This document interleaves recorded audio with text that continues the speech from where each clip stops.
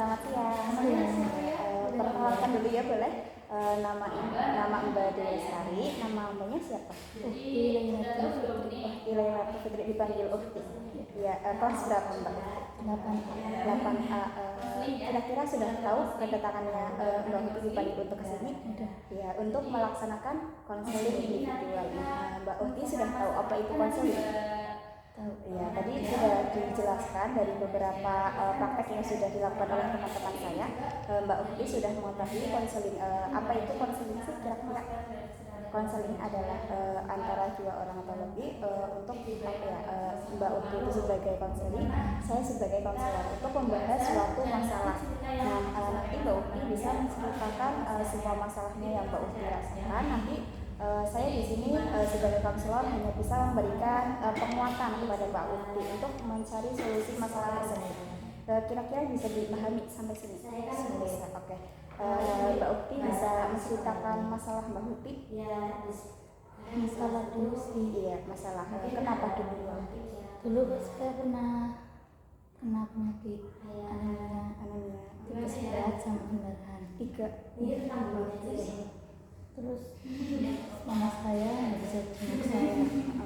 Mbak Ukti di pondok. Terus di pondok itu masih biasa-biasa aja. Periksa keamanan bunda, suruh di infus. Terus di infus. Saya nggak mau takut mama sama papa tahu, khawatir. Terus yang buruk. Jadi saya di infus di puskesmas Pawawan. Terus disuruh donor darah kena anemia terang. Di infus di Cilacap. Mbak Ukti sudah mempunyai pikiran bahwa Mbak Ukti itu sudah mengetahui keadaan dari Mbak Ukti sendiri. Misalnya kayak gini, saya itu sedang sakit tapi saya tidak mau kedua orang tua saya itu tahu bahwa saya itu sakit. Otomatis Mbak Ukti kan sudah mempunyai pemikiran seperti itu. Nah, kira-kira pemikiran yang bagaimana sih yang seharusnya Mbak Ukti itu kan adalah salah satu contoh pemikiran yang baik ya. Yang ada tidak semua orang itu mempunyai pemikiran dewasa seperti Mbak Ukti ini. Biasanya ada anak-anak yang belum sakit aja mereka kayak pura-pura sakit biar dijauhin sama orang tuanya. Mbak Ukti itu sudah kayak anemia, terus itu baru ya itu sudah ketiga-tiganya. Tapi Mbak Ukti malah mempunyai pemikiran seperti itu. Kalau sekarang Mbak Ukti ini masih sakit seperti itu? Udah mendingan. Alhamdulillah. Nah, berarti Mbak Ukti dulu sempat pikir gini nggak? Nanti kalau saya nggak kasih tahu orang tua, terus saya sakit, saya sakit parah itu nanti gimana? Tambah khawatir. Ya. Sudah pernah mikir ke situ? Udah sih. Terus responnya orang tuanya Mbak Ukti gimana? Kaget. Otomatis lah ya. Padahal orang tua itu kan inginnya kalau anak di pondok ada apa-apa itu cerita lah ya ke orang tuanya. Tapi kadang kita sebagai anak juga tidak mau membebani orang tua kita.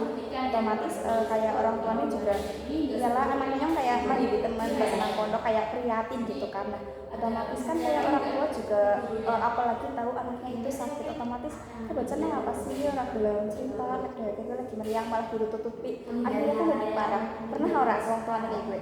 Ya Pernah. Terus pemikirannya Mbak Ukti ke priwe?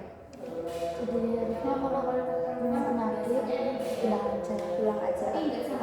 Sebelumnya berarti belum bilang ya. Gitu. Terus Mbak Ukti juga sudah mengetahui kayak pengubahan pemikirannya bahwa kalau ada orang yang sakit itu harus cepat-cepat menghubungi orang tua. Otomatis kan biasanya kita menghubungi pengurus dulu. Nanti pengurus juga belum tentu langsung ke orang tua. Otomatis kalau kita di pondok otomatis kan ada HP ya. Kita minjem aja HP-nya pengurus telepon ke teman bahwa aku sedang sakit gitu. Otomatis kan orang tua juga akan lebih peduli. Apalagi sih jenenge wong tua kayak orang bakal tega menganak ya kan. Nah, terus setelah itu ada kayak orang tua yang baru pas melakukan donor itu tanggapannya gimana? Ya kasihan. Pernah berapa hari pas pendonoran? 6 hari. 5 itu nggak sekolah berarti? Nggak Lama sih lama. pas pas di sini. plus 8. Tapi Mbak Uti yakin nggak dengan pemikiran tersebut bahwa Mbak Uti itu saya yakin saya pasti sembuh. Pernah ada pemikiran kayak gitu nggak? Pernah. Apa ya namanya juga kayak gitu ya, kadang kan kayak wis pasrah gitu kan, tapi kita sebagai orang pasti mempunyai suatu keyakinan kan untuk pokoknya yang kudu sembuh gitu kan. Mbak Uti juga pola pemikirannya berarti sudah dewasa karena Mbak Uti bisa mengatasi masalah-masalah begini, anemia, tipes, terus ya itu kan kayak penyakit yang nggak biasa Mbok. Maksudnya kalau anemia kurang darah paling tambahannya darah gitu kan, kayak makan makanan yang enak. Tapi kalau kita semua sekali umat Mbok, ya Allah ngerasa kembali pernah ya berasa kayak kolasi lah ya, apa ini tiga penyakit di dalam satu tubuh kan otomatis kayak ketahanan tubuh kita juga kadang nggak stabil kan. Kalau kecapean sedikit kadang langsung drop, kadang langsung drop gitu. Apalagi kayak kalau kegiatan di sekolah itu banyak kan. Kira-kira dari yang disampaikan Mbak Uti ada yang ingin disampaikan lagi terkait pemikiran-pemikiran yang saya kayak gini tapi orang tua saya kayak gini. Terus gimana perasaan Mbak Uti setelah bercerita dengan saya? Senang. Jadi di sini kan ada guru BK ya. Gunanya ada guru BK yaitu untuk mengetahui masalah siswa baik itu masalah pribadi, sosial maupun lingkungannya.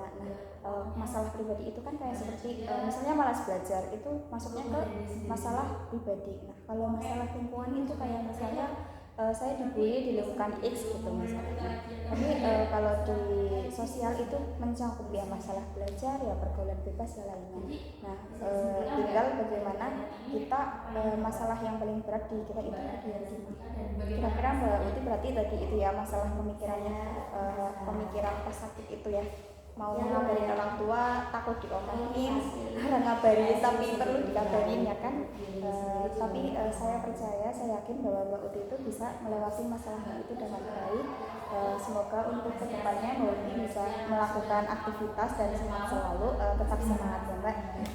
Mungkin hanya itu yang bisa saya sampaikan. Apabila kekurangan dan kesalahannya mohon dimaafkan.